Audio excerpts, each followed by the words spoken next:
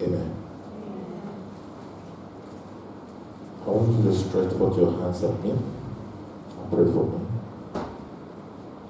I know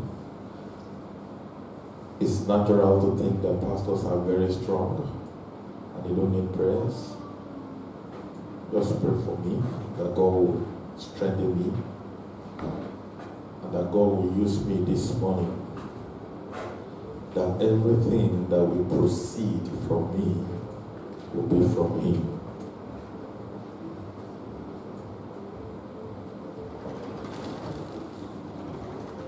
Pray for me. That God will use me this morning. That everything that will proceed from me will be from Him. Now I want you to turn the prayer to yourself. That God will use me for you. There's something that God needs to do in your life this morning. I want you to ask God to look through your life and do what He has to do. Come, Holy Spirit, we need you. Come, sweet Spirit, we pray. Come in your strength and your power. Come in your own special way. In Jesus' mighty name we pray. Can we say after me, I believe and confess? As I'll be taught the word of God today, my mind, you will be fruitful. My spirit, you'll be alive. You'll be alert. My body, you'll be in health. My understanding, you produce result. My life, you will not be the same again. I'll be changed. I'll be challenged. I'll be transformed. New wine will flow through me. And if my capacity is whole and cannot take on the new wine, Lord, increase my capacity. Change my capacity. Transform my capacity. Renew my mind. Replace my thoughts. Remove little thinking. Make me a giant killer. Thank you, faithful Father. In Jesus' mighty name we pray. Dear Holy Spirit, we just hand over my voice, the hearings of the people, the understanding of the people, the atmosphere in this place, and the atmosphere as online hearers and those who watch through YouTube will be placed under to receive this revelation in Jesus' name. Lord, I pray that this revelation will have a free course. Let the walls between the pulpit and the pews come down in the name of Jesus. Let the walls between my mind and the mind of God come down in Jesus' name. Once again, Holy Spirit, have your way. In Jesus' mighty name we have prayed. Praise the name of the Lord. Matthew chapter 9 verse 17 talks about what the choir told us this morning. Matthew chapter 9 verse 17. And it describes and illustrates what we're looking about. Are you cold? Are we cold? Praise the name of the Lord. Let's look at Matthew chapter 9 verse 17. Can we read it, church? 1 to go. Neither do men put new wine into old bottles, else the bottles break, and the wine runneth out, and the bottles perish. But they put new wine into new bottles, and both are preserved. Hallelujah. And when the choir was singing, actually I don't have this scripture in mind, but I felt that aptly described our situations. And I was wondering in my mind, so I quickly searched up the scripture, and I was looking at that scripture. We have two pictures there, which is the picture of the wine and the picture of the bag. Now, the bag could be old and the wine new, am I right? The wine could be new and the bag could be what? Old and the wine new, am I right? The wine could be new and the bag new, am I right? What's the third option? Both of them are old. Which one is most dangerous? New wine in a new sack. In an old sack is most dangerous. Why do you think it's most dangerous?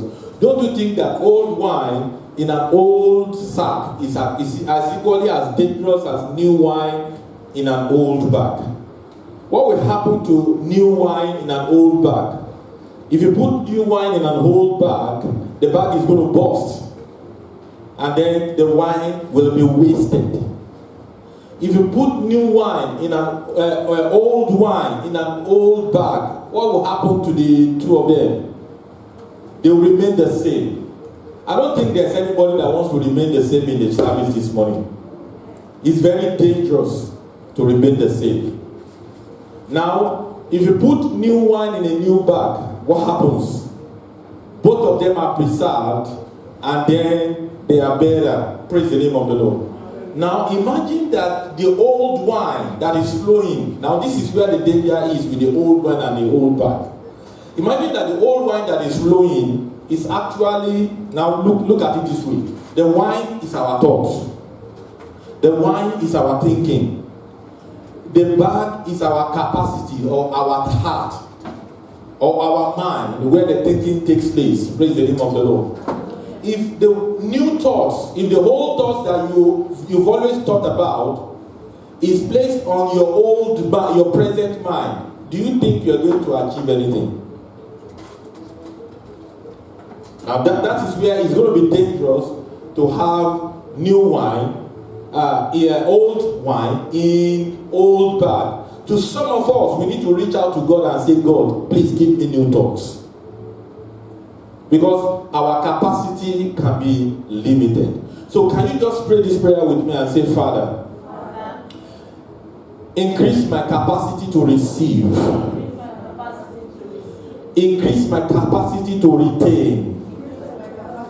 And increase my capacity to release what I have received and retained. To release it into manifestations. Open your mouth and pray like that. Lord, increase my capacity to receive. Increase my capacity to retain. Lord, increase my capacity to release for the manifestations of what I have received and I have retained. Lord, increase my capacity. Lord, increase my capacity. Your capacity is your mindset. Your capacity is your thought patterns. Increase my capacity. Increase my capacity. Increase my capacity. Holy Spirit, increase my capacity. In the name of Jesus Christ of Nazareth. In Jesus' mighty name we have prayed. Now, in the passage of the scriptures that we have read, let's get now into the teaching. We're looking at the third in the series, which is facing the giants. And we started with the fact that the giants are not the real giants. The giants are, number one, things that we don't take serious. Things that we don't make significant. The giants are not the things that we are looking at. Most of the things that we are looking at are the mask put on by giants. If somebody is not able to go to school because he can't afford it, do you think not going to school is a giant? No, it's not a giant. It is the fear that is not going to have provision to be able to go to school that is a giant. So the giant of not going to school is just a mask. Praise the name of the Lord.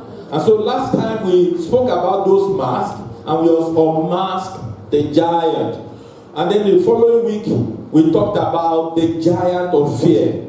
I want to believe that you are delivered from fear. I said, I want to believe that you have been delivered from fear. Now today we have another terrible giant, the giant of little thinking. In this passage of the scripture that we read this morning, strangely, we have three things that happened. Did you notice? Now the children of Israel came out of Egypt by miraculous hands. And now God said, you go and search out the promised land. The promised land is a land filled with giants. You go and search it out. I want to give you that land. Praise the name of the Lord. And when they got there, 12 men were sent to go and search out the land. Now follow my train of thought. When they got to the land, they were just to do analysis. Did you notice? Are you with me, church? What they were sent to do, the research definition was go and do analysis. It's funny, but that was what God said. That was the scope of the research. Go and do analysis. God didn't say conclude the research. Did you notice? God said, go and search out the land, whether they be the land is big or small, whether the people there are what? Small or mighty or giants, what kind of things they have and all that. And then bring the report. They went, they did the analysis of the land. They actually saw that the land is a favorable land, but they came to a conclusion, the conclusion that God has now asked them to come to. Which is the conclusion that they are like grasshoppers in the sight of the inhabitants of the land. And that if indeed these are the type of people that lives in the land, God cannot give it to us. Which was the point of their little thinking. And eventually God rebuked them and said, this is your little thinking. Fortunately for us, we have 10 men that have that little thinking. And they infected the whole of the children of Israel with it.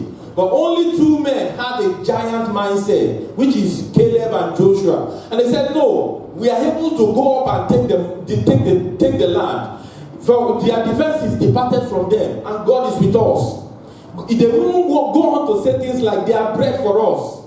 Praise the name of the Lord. And those are the 2 that have a giant mindset, a giant mentality. But do you know that is the second side to it? Do you know one thing? And that is one of the things that was on my mind this morning. Immediately, all those 10 men received their judgment, and they were sentenced to 40 years of imprisonment to be wasted in the wilderness. It's a terrible thing. And then suddenly, a few of them changed their mindset. They started thinking bigger than the thoughts of God. Are you with me? Now, this is one thing for you to have little thinking. Another thing is for you to have a giant mindset. Another thing is now to have a giant mindset that is not the thought of God but your own thought.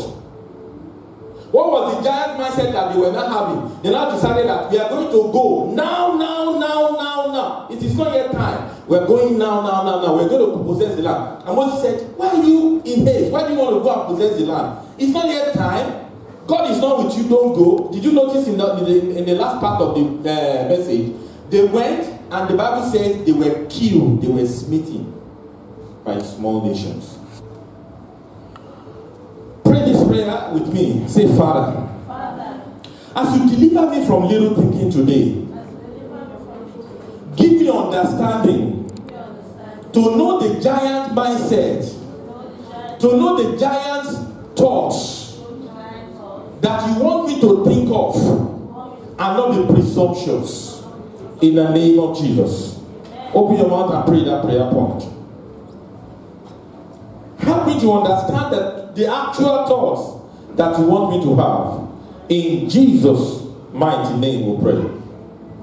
Proverbs chapter 23 verse 7.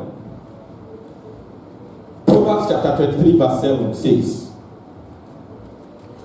for as a man thinketh in his heart, so is he. He and drink, say he to thee, but his heart is not with thee. Put your hand to your chest.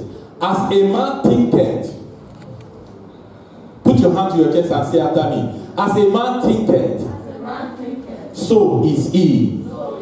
Read it again. As a man thinketh, so is he. As I think, that's what I'm going to become. My thoughts create my world. That's what the Bible is saying. It's scary if you actually think deep about it. That the thoughts that goes on in our mind create our world. The thoughts that we have concerning our family life create the kind of family we're going to have. The thoughts that goes on in our mind concerning the church we attend create the kind of atmosphere and your reactions and attitude to every programs and plan that can move that church forward. The church that controls your mind about your education, about your career, about your desire for a job. Any thought that is prevalent in your mouth will always escape out of your confession too. Do you know that? So if you are looking at what has been my thought pattern look like, find out the way you have been talking. If people have been correcting you that you have been saying negative things too much, or you have been saying things that are not of faith too much, it is because you have not been thinking of things that have been of faith. So the Bible says here, for as he thinketh in his heart, so is he. In other words, your thoughts create your world once again. One man said, whether you think you can or you think you cannot, whichever way you are thinking, you are still right. Do you agree with me? If you think you can, yes, you are right. If you think we can, yes, you are right. But if you think you cannot, you are equally right. His name is Henry Ford. Another man says, I think and think and think. And he suddenly realized, I've talked myself out of happiness 1,000,000 times, but never once into it. What have you been thinking about? How many happinesses have you talked yourself out by your negative thinking? So the Bible passage today concludes with a scary lesson to warn us from our little thinking. That your little thinking can anger God. Our thinking can send us to 40 years in the wilderness. I was wondering, because I was trying to meditate on that scripture yesterday, why did God decide to make the children of Israel to suffer for 40 years? To have 40 years of roaming and wastage in the wilderness. Why? If you read Numbers chapter 14, God decided to punish them 1 year for every day that those guys that went to search out the land brought an evil report. The guys that were sent to go and bring the report were sent and they did the research in 40 days. And so when God was judging the whole of Israel and the 10 men that said they cannot go, God said, 1 year for every day of your little thinking, you are going to suffer for it. Are you with me, church? God said 1 year for every day of little thinking, you are going to suffer for it. You are not hearing me. God said to these people, he said 1 year for every day of your little thinking, you are going to suffer for it. How old are you? How many days of little thinking have you subject your destiny and your life to? If God should sentence you to 1 year of wilderness of experience for each year or for each day of your little thinking about your life, can you take it? Tell the person next to you, it's dangerous to be unbelieving. It's dangerous to have little thinking. It's dangerous to have little thinking. You can by your thoughts sentence yourself into 40 years or multiple years of wilderness experiences. You can by your thoughts position yourself to be wasted. You can by your thoughts miss your promised land. You can by your thoughts miss your dream husband. You can by your thoughts miss your dream home. You can by your thoughts miss your dream job. You can by your thoughts miss your dream church. You can by your thought miss anything that God has planned for you about. And if you are not going to miss the plan of God for your life, you have to align your thought with the thought of God. You can by your thought miss a great future with all prosperity and all possibilities. Gideon, by his giant mentality, giant possibility thinking, stood out from the crowd. And Joshua also followed suit. What did Gideon gain? Gideon gained life. He gained the promised land. He gained the land occupied by giants with great possibilities. Think about this, my church. You are the church of Christ. Your thoughts are your giants, and not the challenging pursuit of your life goals. Your thoughts are the actual giants. Our thought is the. I wish I don't have to preach this thing to you alone. I wish when I woke up this morning that I preached this message to myself. Our thoughts are the actual giant that we are confronting. Our thoughts are the actual giants that we are confronting. They are the ones. Our thoughts sometimes are not produced by ourselves alone.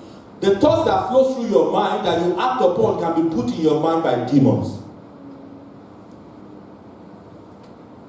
Praise the name of the Lord. And do you know the danger? Do you know the danger? You want to hear the danger?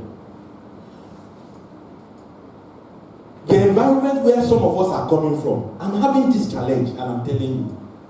The environment where we came from is easier to have giant thoughts than here. Everything is calculated, you know. How many times do I control my children switching on lights back home? But I still complained this morning that they switched on the heater in the bathroom, even while they were under hot water. But is that the giant? Is the eating that they switched on this morning was the giant? The giant was my fear of bills. So you see everything around you so predictable, so calculated. Your dollars have even calculated. Everything is calculated. You can't give to others. You can't give to God. You can't pay tithe. You can't do this. You just calculate everything around yourself. And those are the things that limit us. Say, Father, please deliver me from my thought that wants to hinder my future. Can you just pray that prayer point? Please, Lord, deliver me from my thoughts that wants to hinder my future. Deliver me from my thoughts that wants to limit me from my future. In Jesus' mighty name we pray. Now, let's get to the nitty-gritty and then come to conclusion. Proverbs chapter 23 verse 7. That's our Bible scriptures. Proverbs chapter 23 verse 7. Read it once again. It is my heart, so is it. Read it again. As I'm thinking now, as I've thought in the past, your thoughts in the past has produced your present world. And your thoughts from today will continue to create your world. So don't limit yourself by the thoughts that you are thinking. You know, a man he wrote a book from this scripture. As he thinking, that's the title of the book. It was the same man that says, you can't travel within and stand still without. Have you noticed that if you're an evangelist in your church, you can't be You can't be an unprofitable servant in real life.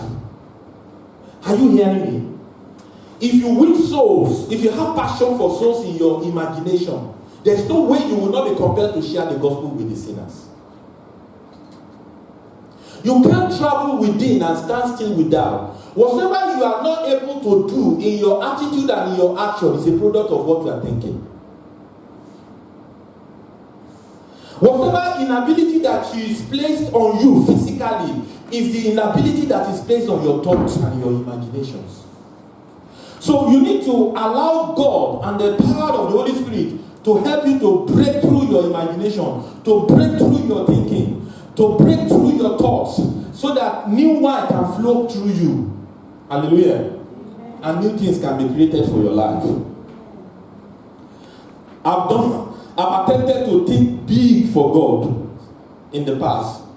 But I discovered that it's difficult for me to think big since I came to this place. It's very, very challenging. I've been thinking it. And one of the ways I like to think is to think on my wall. I think on my wall. So when those thoughts come to me, they are bigger than me.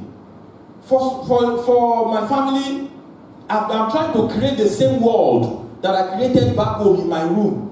So that when I'm seeing those things on the wall, I can know that this is the thought that you are supposed to be thinking. This is the kind of bank account that you want to have. This is the kind of church that you want to have. There's so many things that I said back home that I look stupid. I used to have this young lady. I never knew her from Adam. And I used to run an icon school, a professional school, study center. And one day I was there, seated, and as usual, students would just stroll in to make inquiries. And she strolled in to make inquiries. When she sat down before me, I don't do that often, but immediately I received a word of knowledge. God said, this young girl that is seated before you is naked. Clothe her. I didn't understand. So I was like, God, what do you mean? Then I started talking to her.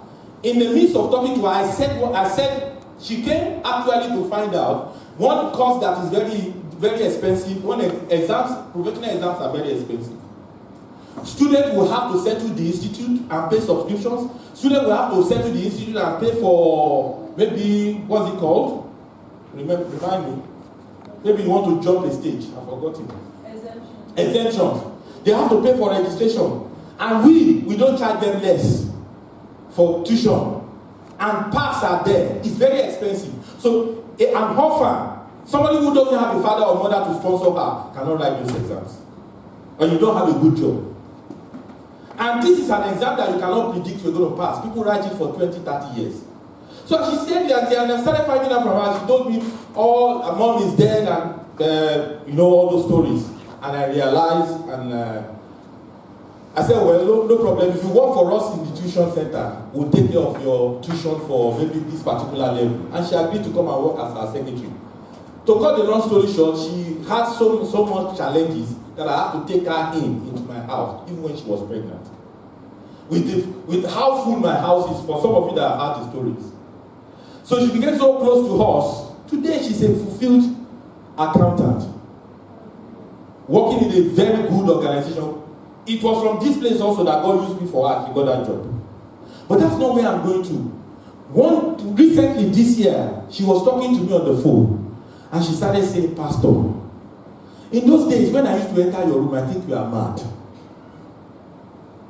That she doesn't understand me. That all those things that I used to put on my wall, if you live with us, my room is open, so you will enter. So she said in those days she will enter my room. Maybe when we are not at home, I wouldn't know. Maybe when I'm at home, but we don't restrict. We don't lock when we are going out. So she said she used to enter my room and read all those things that I used to put on my wall. And she thought that maybe something is wrong with me. Said it is now that she realized that all those things have come to pass. The ones about the church, we will buy, we will build, we will beautify. We will buy bus, we will do this. The ones about the church, we want to have 300 membership church, want to have this. He said, I want my family to be this, I want my life to be this. He thought those things were a joke. He She told her husband and said, let's start writing on the wall, like Pastor Stars used to write on the wall. I just laughed. So now I'm sharing this to tell you that it's not to say that men that you think they have faith don't have doubt. I challenge my faith, my doubt, by putting what I'm trusting God for on the wall. So that I wake up and I see it. So recently, Winners Chapel had a ministers' conference, and they brought Paul Eneche, you know him, to preach. And he said there was a time he prayed and prayed for a church to become 5,000 members. You know the church I'm talking about? And he said, but he got to a particular time, he put it on the ceiling of his room, 5,000 members. He said each time he wakes up and sees it, he prays it, he thinks about it. He said he didn't know when the church passed 5,000 and he realized he has to change to go again. These are lessons for our life. Tell yourself I am not limited.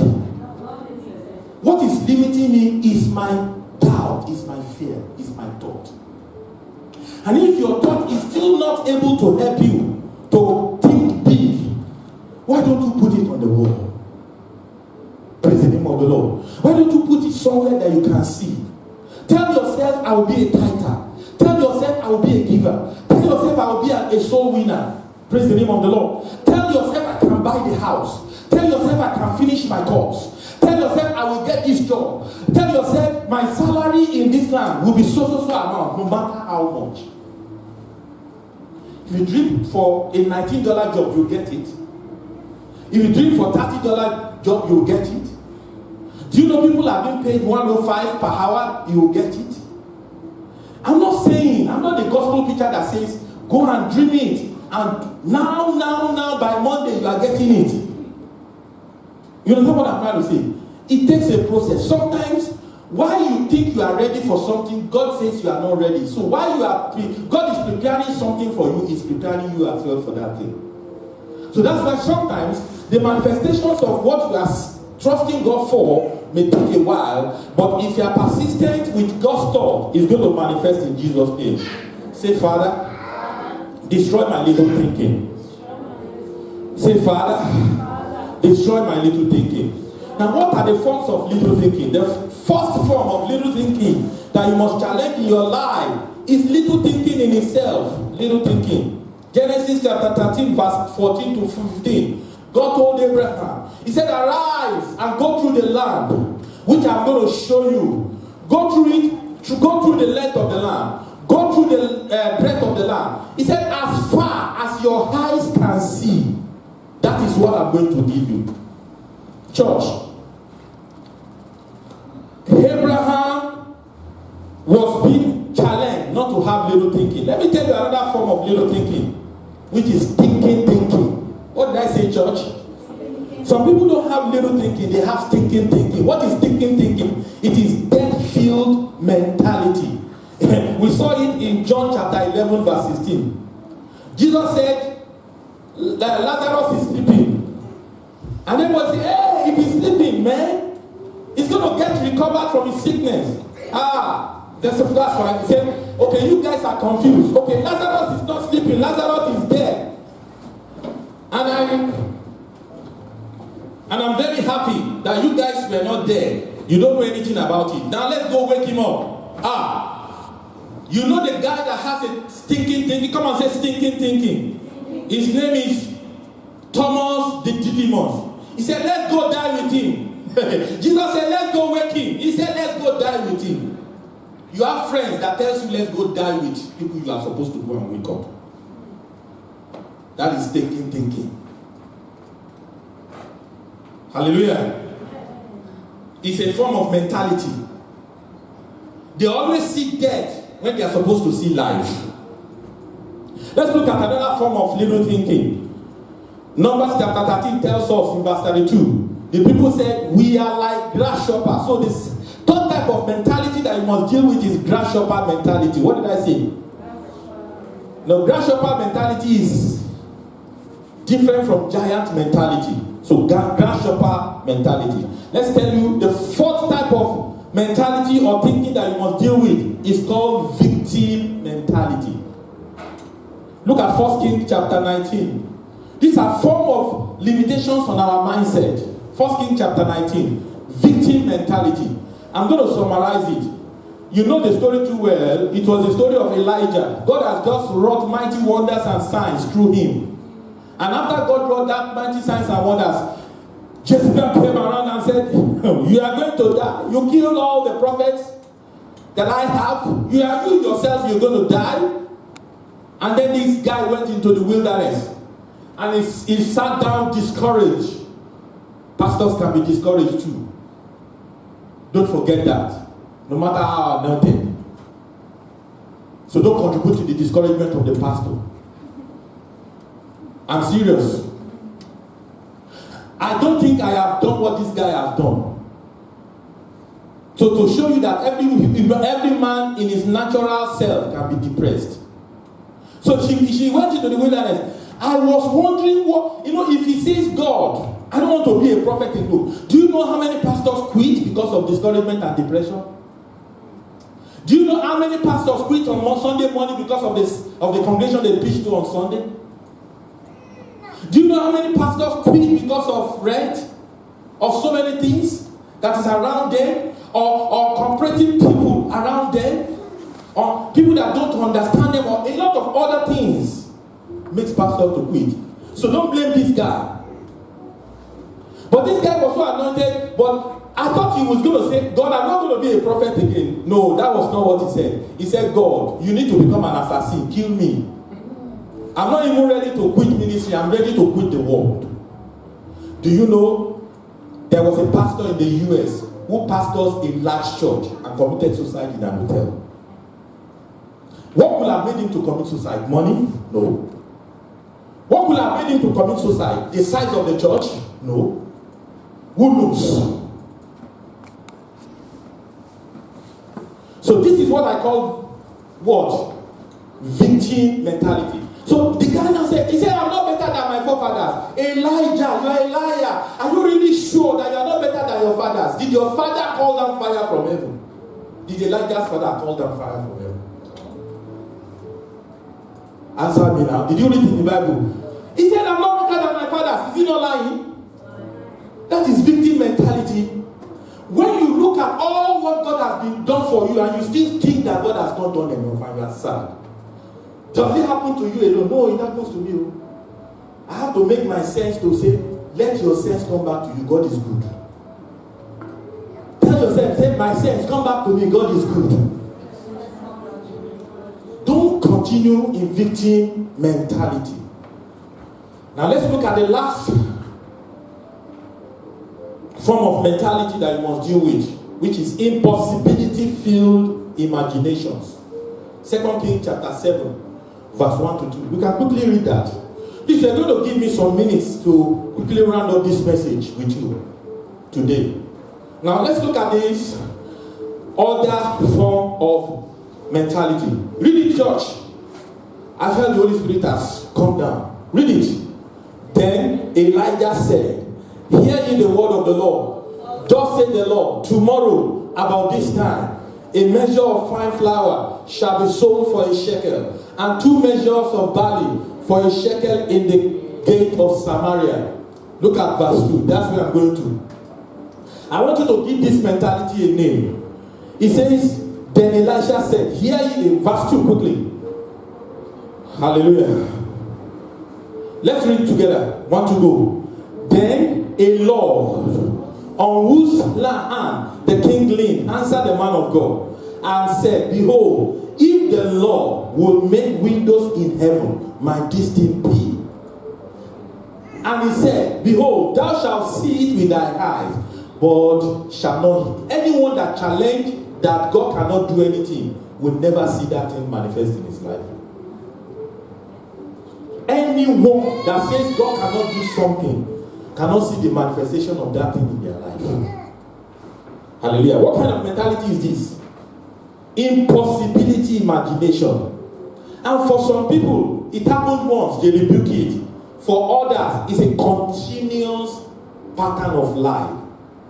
God said I should tell you, church, as we close, that you can only challenge impossibility thinking, little thinking, limited thinking, stinking thinking, or get-filled mentality or grass-shop mindset. There's only one way to do this, and this I receive of the Lord. You must position your mind with the mind of God. You must think the thought of God.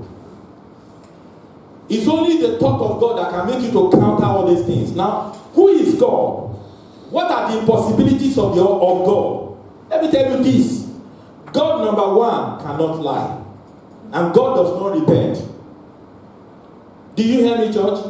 We can say things to our children, I'm going to do this. And when we said we are going to do it, we notice that we cannot afford it again. And then we'll stylishly change and say, oh, this, oh, that, oh, this, oh, that. And then you say, okay, you modify what you have said. When God tells you He's going to do something for you, it may take 100 years, but God is going to do it for you.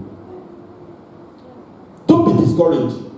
So God does not lie, God does not repent. It means that God is infallible, is incapable of what? Errors. And God is sinless. Numbers chapter 23 verse 19 tells us God cannot lie. God does not lie nor repent. Number two thing about that is impossible for God to do is that God is unchanging. When you say God is changing, Malachi chapter 3 verse 6 says, behold, I am the Lord, I change not. Therefore, ye sons of Jacob are not consumed. Clap your hands and celebrate this God for me. In other words, it means that God is unchanged, is ageless, and is changeless. Did you hear me? Is ageless and is changeless.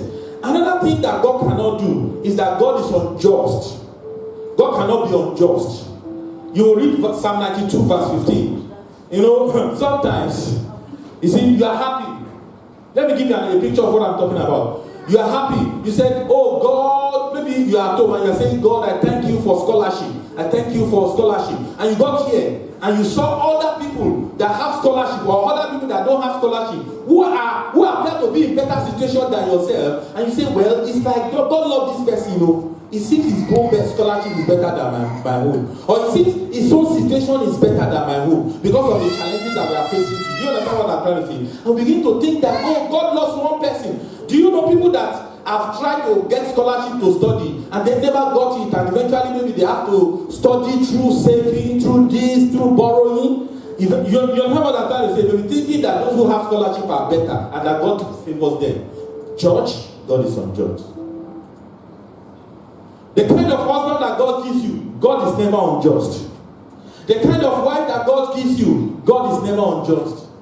The kind of family that God allows you to be born into, God is never unjust. The church where you find yourself now as I'm talking, God is never unjust. Clap your hands and celebrate God if you understand what I'm talking about. Don't think that people that are in bigger churches with bigger crowds are better than us. Hallelujah. God is not unjust. Psalm 92 verse 15. Psalm 92 verse 15. God is not unjust. Say it with me. Say, God is not unjust. Read it with me. To shew that the Lord is upright. He is my rock, and there is no unrighteousness in him. The things that we accuse God that is unrighteous about. But why in the world will God allow somebody's mother to be living up to 90 before dying, and my own will die at 50? God is not unrighteous. He knows what he's doing. Hallelujah. Clap your hands and celebrate God again. So, the impossibilities of the Almighty God, number 4, God cannot fail.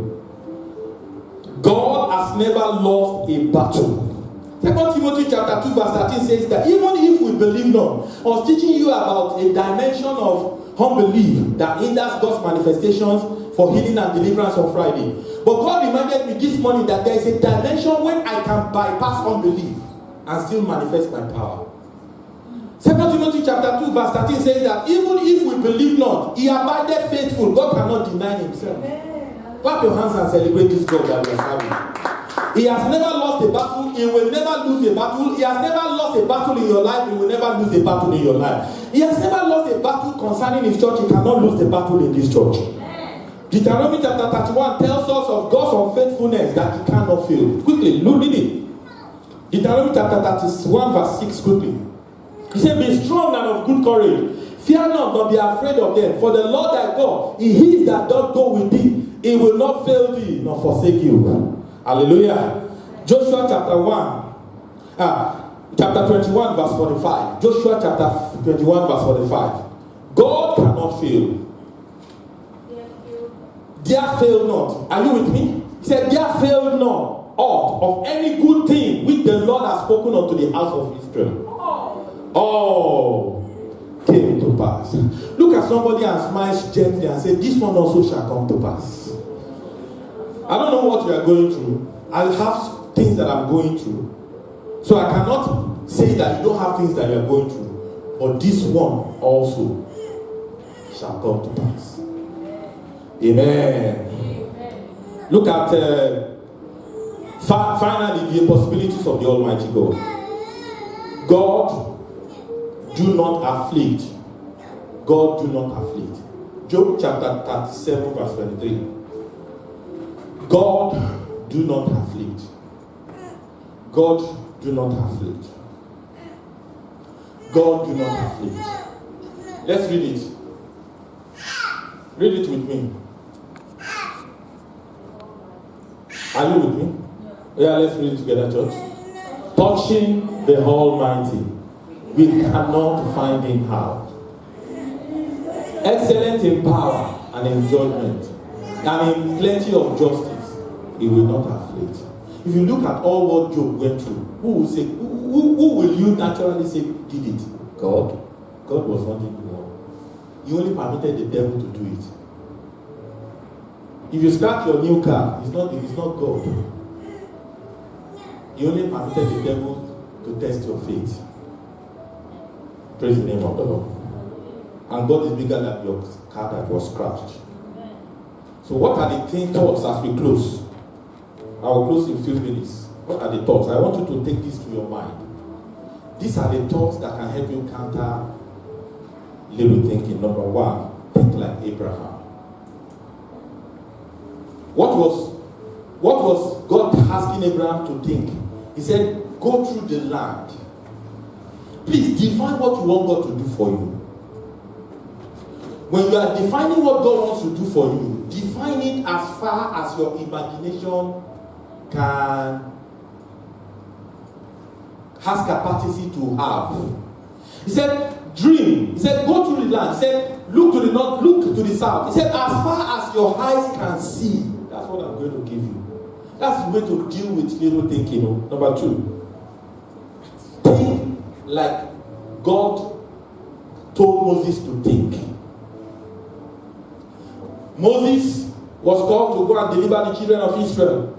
And then Moses said, blah, blah, blah. You said I should go. Yes, I'm ready to go. He said, I cannot speak. God said, I will give you somebody to speak. Okay.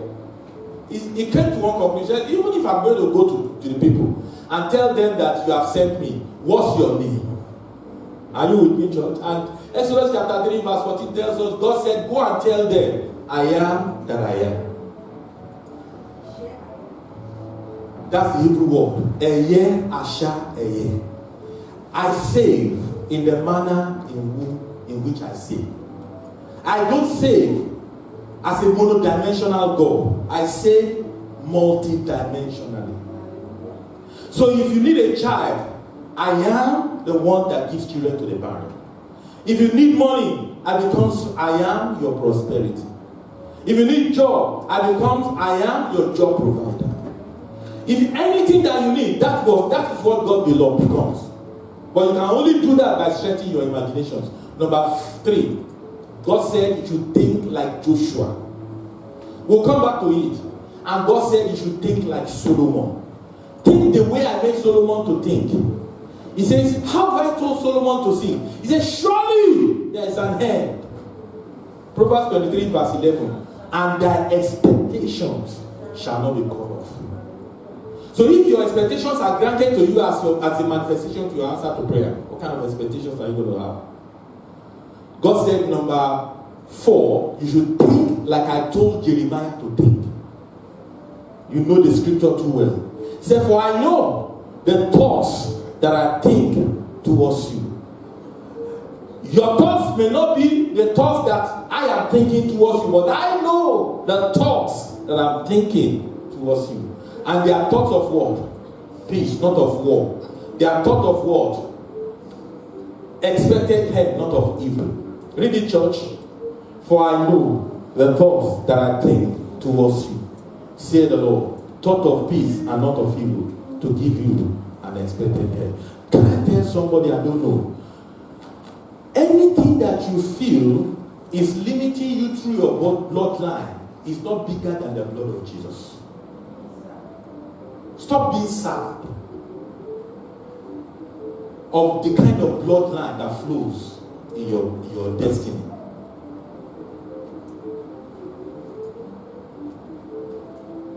That's a word for somebody. Now let's look at Jeremiah chapter 1 as we pray. We all read it together. God said, finally, think like Jeremiah thinks. Let's really stand to our feet. Joshua, chapter 1. Joshua chapter 1.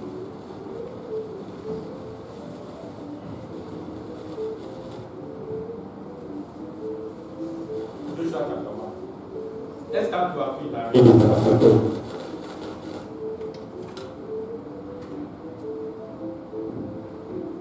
How will Joshua expect to think? Just switch it off. Okay. I want everybody to read it.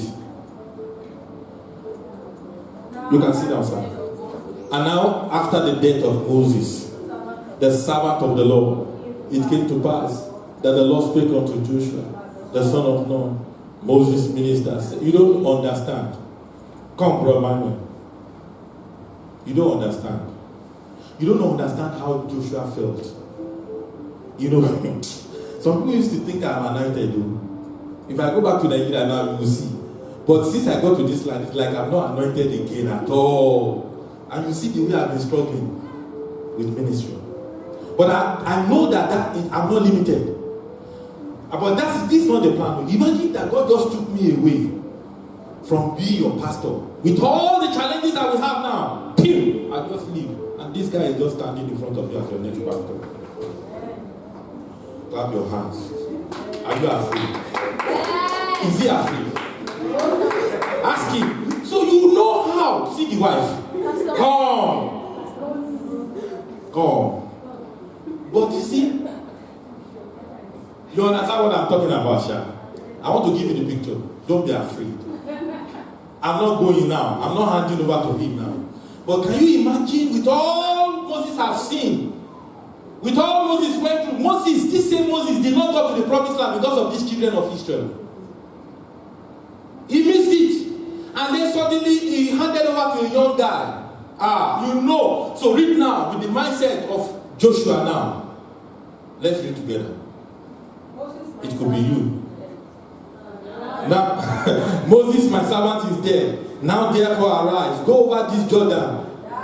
The fact that God is even reminding him that Moses is dead is another trouble for him. Now go over this Jordan, and to the land which I will give unto you, even to the children of Israel. Verse 3.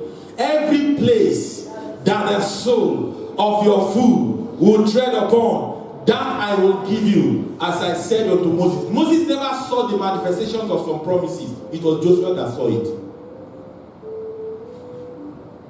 But God said, begin to think by taking steps. Because it is only the place where your legs are, it is only where your applications are that I can give you. Yes, sir. So start taking steps by your actions. Stop just sitting down, dreaming it. Take steps, take steps, take steps, take steps. Think with your leg, think with your action, think with your attitude. Think by doing something. Stop wasting time on Facebook. Stop wasting time on Instagram. Every clip, every like you do on Facebook and Instagram and WhatsApp, somebody is making money.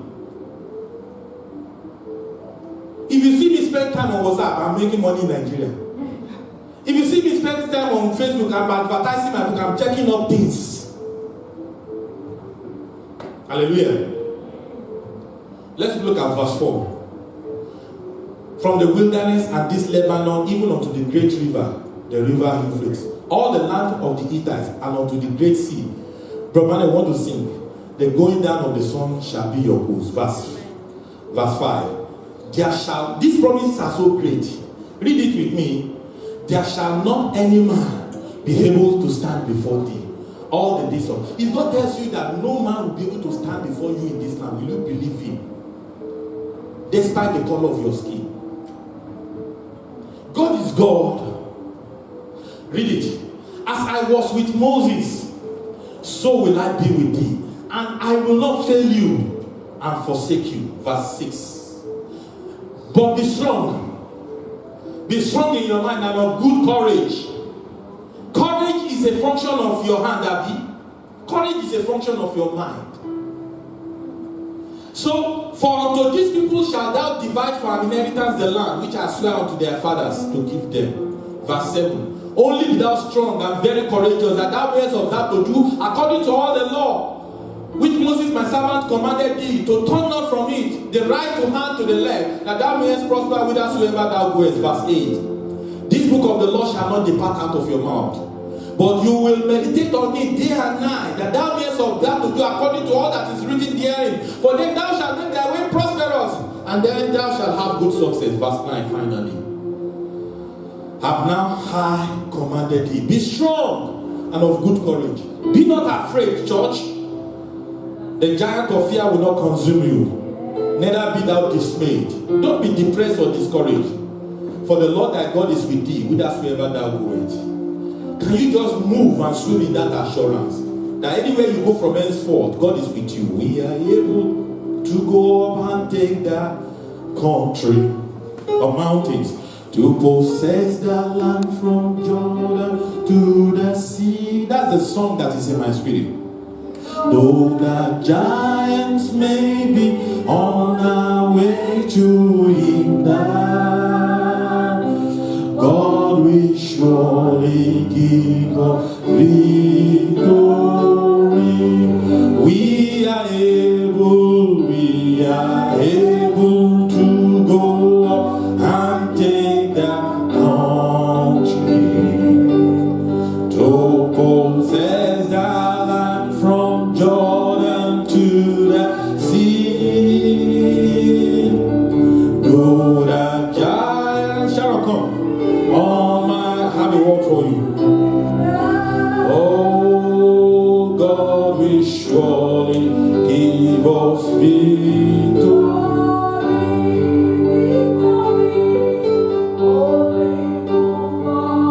To the righteous side, move on. To the righteous side, move on. To the righteous side with God.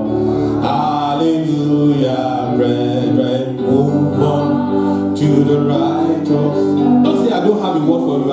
All the words that I've been speaking, church, is for you from God. To the righteous side with God. I am able to go and take that home. Nothing shall be impossible unto you. To possess the land from Jordan to the sea. Though the giants may be on our way to Eden, God will surely give me victory. Lift up your hands and tell yourself, I am not limited. Can we have those forms of little thinking? Lift up your hands and look at those forms of little thinking and tell yourself, I am not limited by limited thinking. I am not limited by stinking thinking. I am not limited by grasshopper mentality or mindset. I am not limited by victim mentality. I am not limited by possibility-filled imaginations. Break them free, break them free, break them free. Worship God with them.